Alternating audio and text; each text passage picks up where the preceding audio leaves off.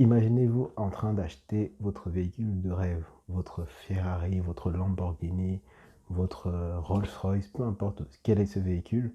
Quel sera votre sentiment à ce moment précis? Est-ce que vous n'aurez pas un sentiment de liberté, un sentiment donc d'accomplissement, un sentiment de fierté vis-à-vis de vous, de ce que vous avez accompli pour en arriver là?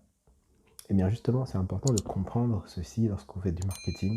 C'est tout simplement quelle est la psychologie de votre consommateur, de votre client.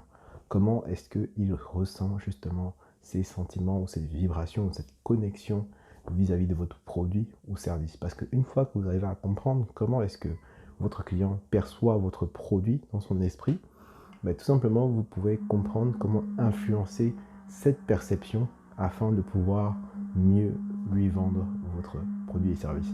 On en parle tout de suite, c'était juste l'introduction. Dans 3, 2, 1, c'est parti.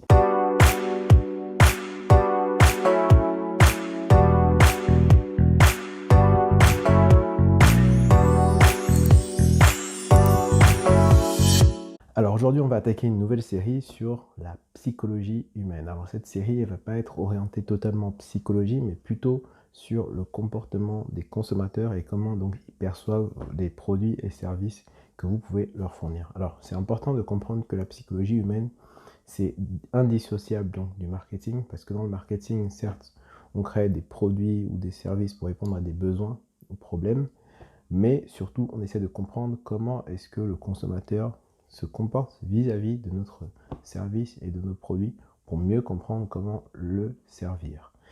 Donc voilà, ça c'est dit de façon vraiment très concrètement saine, je vais dire ça comme ça, parce qu'en fait, lorsqu'on parle de psychologie et qu'on associe ça au marketing, tout de suite, ça fait appel à certaines notions telles que la manipulation ou l'influence, qui peuvent paraître péjoratives, mais en réalité, tout dépend de comment on les utilise et qui les utilise en réalité. Donc moi je parle de marketing de manière très éthique sur ma chaîne, donc je ne vais pas vous apprendre des techniques pour hacker le cerveau de vos clients, quoique, mais en tout cas du moins on va rester vraiment dans la limite du raisonnable. Donc concrètement aujourd'hui, j'ai un sujet particulier pour vous, c'est de savoir concrètement comment est-ce que les consommateurs peuvent percevoir votre produit et comment est-ce que vous pouvez justement faire en sorte que cette perception soit la meilleure. Parce que évidemment, si votre produit est mal perçu ou mal compris par vos consommateurs, ça va être difficile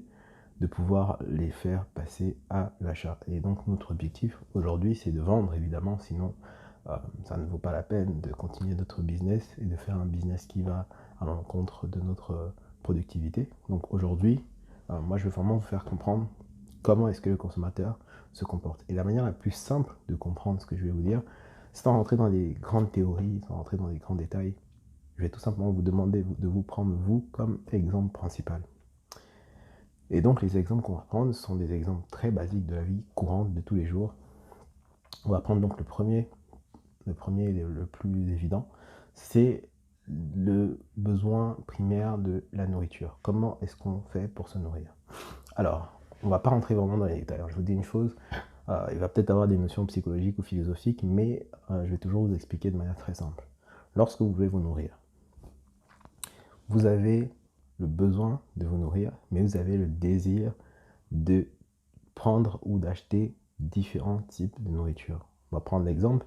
Donc j'ai besoin de me nourrir, donc j'ai besoin de mettre quelque chose dans mon estomac, mais j'ai peut-être le désir d'avoir recours à un fast-food ou d'avoir recours à une nourriture un peu plus healthy, de la diète par exemple, où j'ai besoin justement d'avoir juste faire des courses et de faire moi-même la nourriture. Donc il y a plusieurs désirs qui peuvent venir subvenir à votre esprit, et en fait, lorsque vous développez ces désirs, ça peut être dû à plusieurs facteurs. On va reprendre encore des exemples lorsque vous avez faim, vous êtes sur le chemin pour aller peut-être, vous avez déjà décidé d'abord d'aller peut-être faire des courses. Et sur le chemin pour aller faire des courses, vous allez tomber sur une publicité. Donc la publicité, ce sera peut-être une publicité d'une pizzeria sur la route. Les pizzerias sont très fortes pour ça. Elles vont vous afficher en très gros une achetée, une offerte.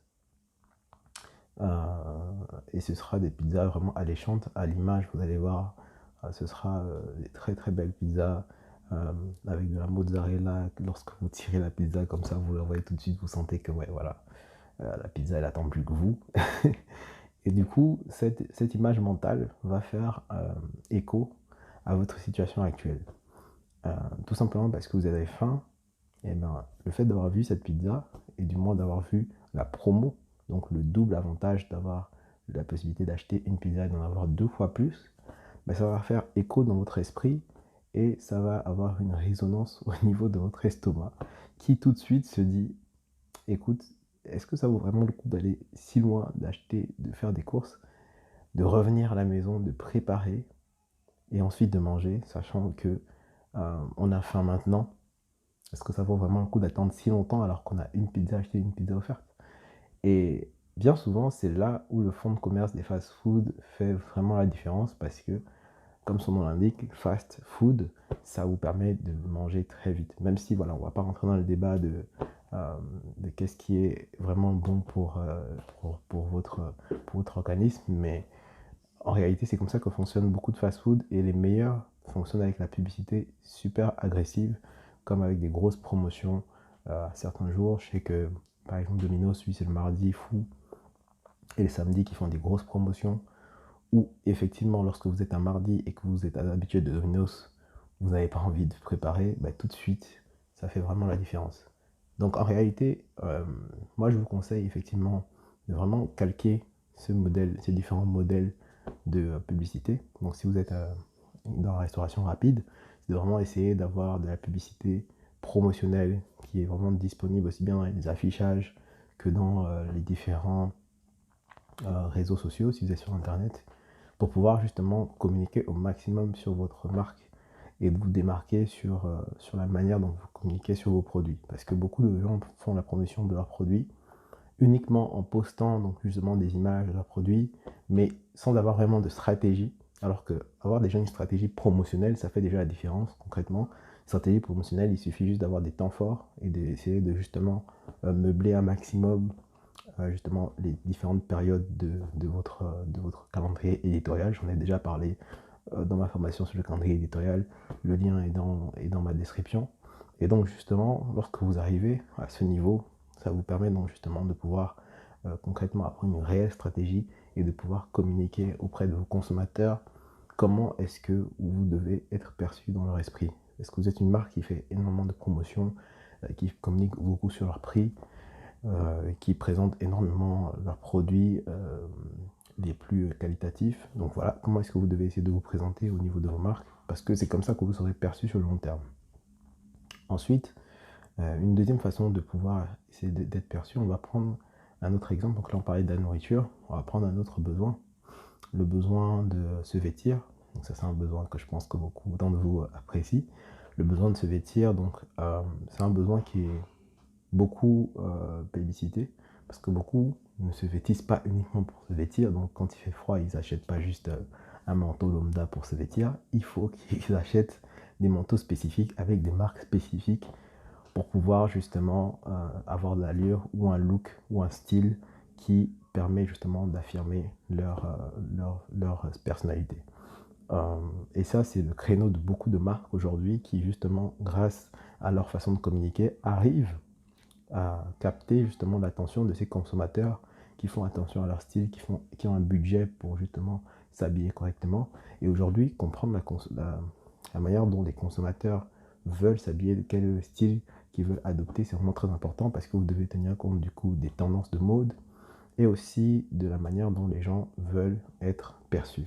Et donc, une fois que vous avez saisi ces deux façons de fonctionner, ben, à partir du moment où vous trouvez un produit qui répond justement de la meilleure des façons, aussi bien à l'une ou l'autre des recommandations, vous rentrez dans l'esprit de vos consommateurs et vous augmentez la valeur perçue de vos services. Donc voilà un peu quels sont les conseils que je pouvais vous prodiguer aujourd'hui. J'espère que voilà, cette vidéo vous aidera à pouvoir faire la différence.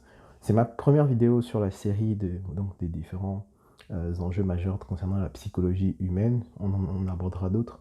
Voilà, j'espère que c'est une vidéo qui vous aidera justement à comprendre un peu mieux comment vos clients perçoivent vos produits et services parce que c'est la meilleure manière pour vous aujourd'hui de vous démarquer et de vendre encore mieux pour servir les besoins de vos prospects.